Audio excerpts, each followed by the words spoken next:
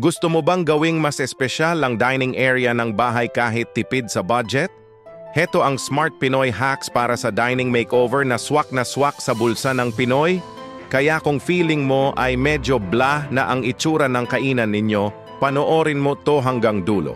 Marami sa ating mga Pinoy, ang dining area ay simpleng mesa lang at ilang upuan. Minsan pa nga, nagiging tambakan ng mga gamit, papeles o kung ano-ano pang kalat, di ba? Dahil dito, nawawala ang pagiging inviting ng space. Imbis na maging sentro ito ng family bonding habang kumakain, parang nagiging ordinaryong lugar na lang.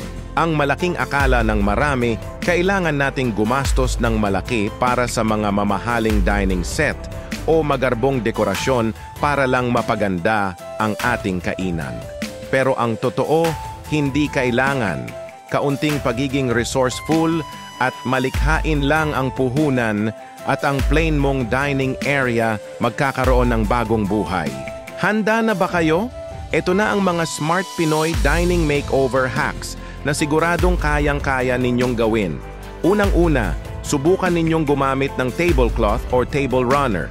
Napakasimpleng bagay pero grabe ang epekto. Instant upgrade agad ang dating ng mesa ninyo. Pumili ng kulay o pattern na babagay sa mood na gusto mong i-achieve. Kung gusto mo ng malinis at minimalist, go for solid neutral colors. Kung mas masayahin, pwedeng-pwede ang mga floral o geometric prints. Ang isang magandang mantel ay parang bagong damit para sa mesa mo. Nagbibigay ito ng instant character at ganda. Pangalawang hack, gumawa ng sarili mong centerpiece o DIY centerpiece. Hindi mo kailangan ng mamahaling flower arrangement galing sa flower shop. Pwede mong gamitin ang mga recycled jars o bote, lagyan mo lang ng tubig at ilang piraso ng sariwang bulaklak o kahit dahon lang mula sa inyong bakuran. Agad-agad, mayroon ka ng classy at eleganteng centerpiece. Pwede ka ring maglagay ng isang bowl na puno ng prutas o kaya naman ay ilang kandila na may iba't ibang taas. Ang sikreto dito ay ang pagiging malikhain sa kung anong meron ka na. Simple, mura, pero napakaganda sa paningin. Pangatlong hack at isa sa pinakaimportante ay ang tamang ilaw o proper lighting. Malaki ang nagagawa ng ilaw sa ambience ng isang lugar.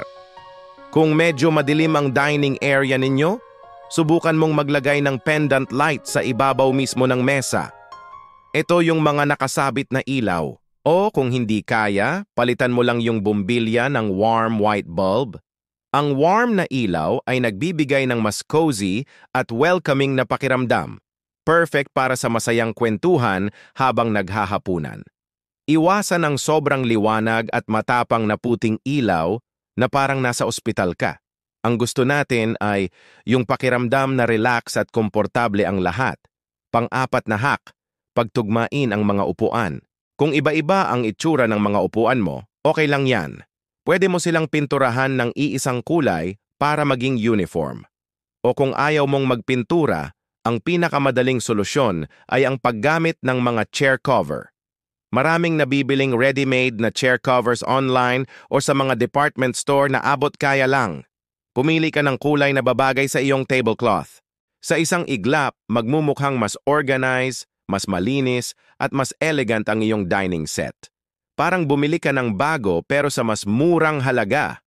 At ang panghuli, panglimang hack, magdagdag ng wall accents. Huwag nating hayaang blanco at boring ang mga pader sa paligid ng dining area. Pwede kang maglagay ng ilang picture frames na may family photos o mga abstract prints. Pwede ring isang malaking salamin para magbigay ng ilaw at ilusyon na mas maluwag ang espasyo. O kaya naman, ilang maliliit na floating shelves kung saan pwede kang magpatong ng maliliit na halaman o dekorasyon. Ang mga wall accent na ito ay nagbibigay ng personality at style sa buong lugar. Ito yung final touch na magkokompleto ng iyong dining area makeover. Ayan, 5 Smart Pinoy hacks na magpapaganda at gagawing mas inviting ng inyong dining area kahit pa maliit ang espasyo at limitado ang budget. Tandaan, hindi kailangan ng malaking gastos para magkaroon ng magandang bahay. Ang kailangan lang ay diskarte, pagiging resourceful, at pagmamahal sa pag-aayos ng ating tahanan. Ang isang magandang dining area ay hindi lang tungkol sa itsura. Ito ay tungkol sa paglikha ng isang espasyo kung saan mas nagiging masaya at makabuluhan ang pagsasama-sama ng pamilya. Sana ay marami kayong natutunan at na-inspire sa video na ito. Kung nagustuhan nyo ang mga tips na to, huwag kalimutang mag-like, mag-comment sa baba kung anong hack ang una ninyong susubukan at i-share ang video na ito sa inyong mga kaibigan at kapamilya.